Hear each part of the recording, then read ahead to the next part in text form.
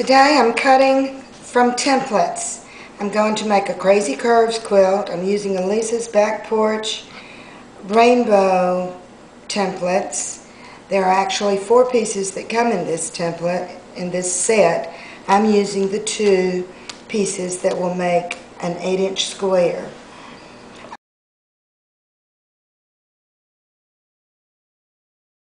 This is a fat quarter.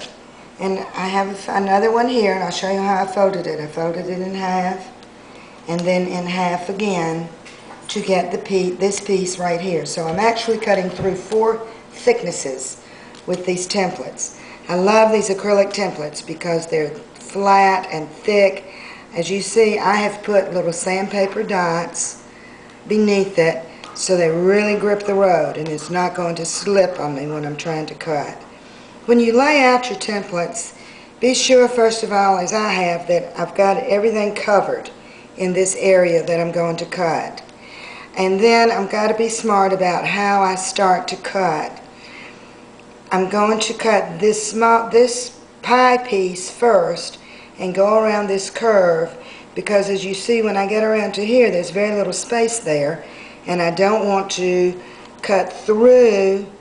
If I had cut this one first, I would have to cut, I would feel like I need to cut through a little bit to make sure I made this corner, and I might be tempted to cut into the space that I need for the other piece.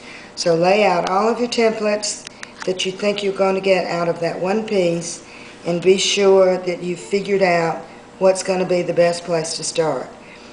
Now this is my favorite part of it, my favorite tool of the whole thing is this rotating mat. It's made by Olfa, and you will soon see very clearly how this is perfect for cutting from templates. So I'm just going to start down on this side and cut this part away, and I'm going to turn something.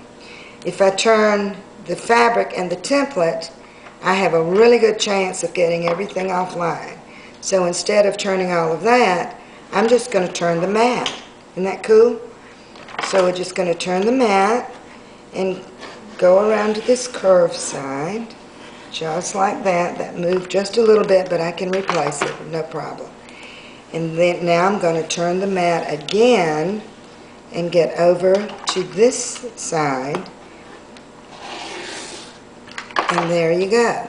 Still, I've never moved the fabric. I've never moved the template. And you see, I'm checking everything to be sure that that's cut.